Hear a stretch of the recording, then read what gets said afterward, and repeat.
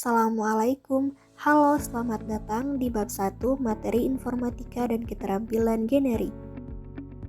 Apa dan mengapa perlu belajar informatika? Informatika adalah bidang ilmu studi, perancangan dan pembuatan sistem komputasi, serta prinsip-prinsip yang menjadi dasar perancangan tersebut.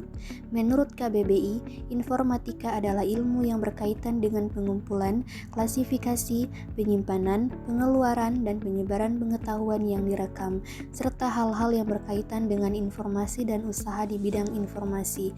Informatika mencakup semua proses yang terkait dengan informasi, mulai dari bagaimana informasi dikumpulkan, dikategorikan, disimpan, diakses, hingga disebarkan.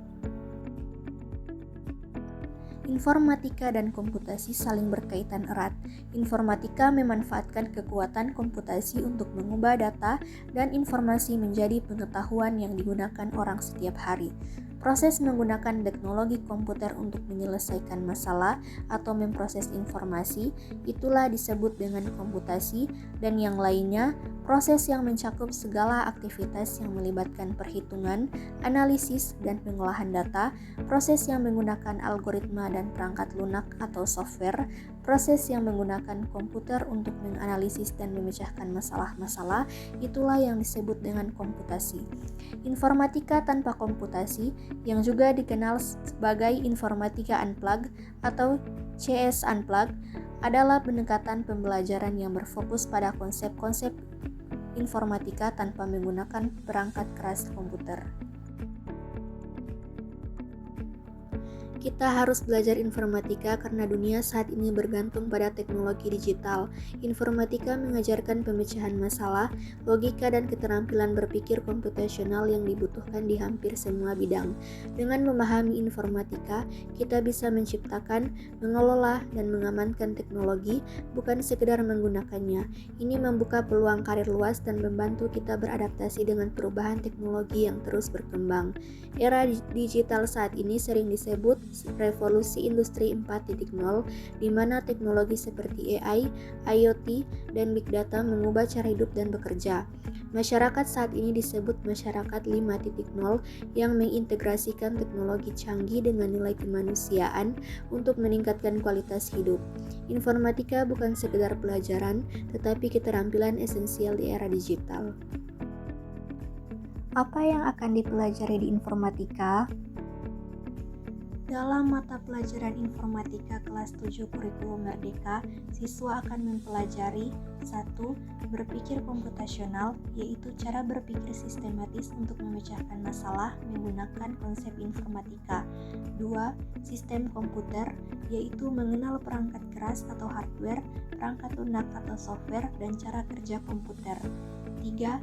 Jaringan komputer dan internet, yaitu memahami cara kerja jaringan dan prinsip dasar internet. 4. Analisis data, yaitu mengumpulkan, mengolah, dan menyajikan data secara efektif. 5. Algoritma dan pemrograman, yaitu menyusun langkah-langkah logis agar komputer dapat menyelesaikan tugas tertentu. 6. Dampak sosial informatika, yaitu memahami pengaruh teknologi terhadap masyarakat dan etika digital. 7. Praktika lintas bidang, yaitu menerapkan konsep informatika untuk menyelesaikan masalah di berbagai bidang seperti sains, ekonomi, dan seni. Informatika dan profil pelajar Pancasila. Bagi pelajar Indonesia, karakter yang baik dirumuskan dalam profil pelajar Pancasila yang memiliki ciri-ciri berikut ini. 1.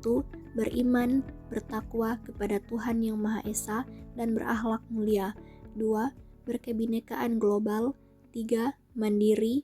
4. Gotong royong. 5. Bernalar kritis. Dan 6. Kreatif. Perbedaan informatika dan TIK.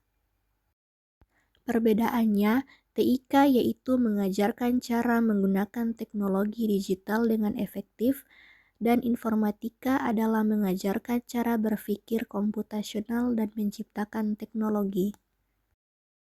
Pengantar keterampilan generik.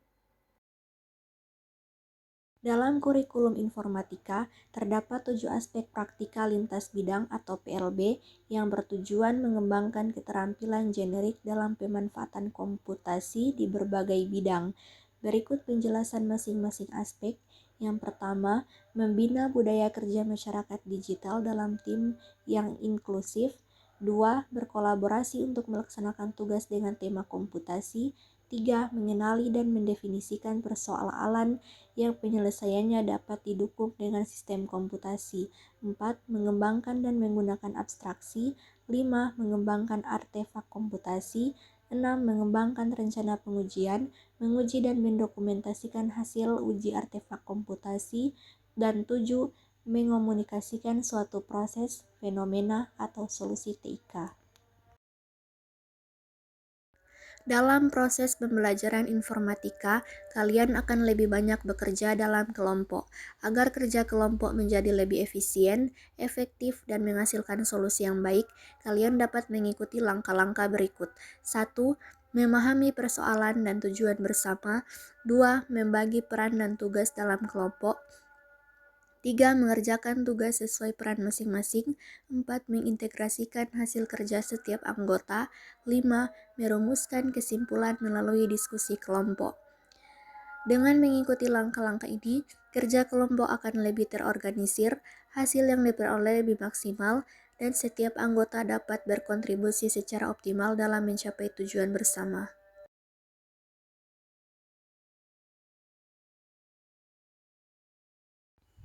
Sebuah bahan presentasi yang baik merupakan gabungan antara teks dan elemen visual seperti infografis.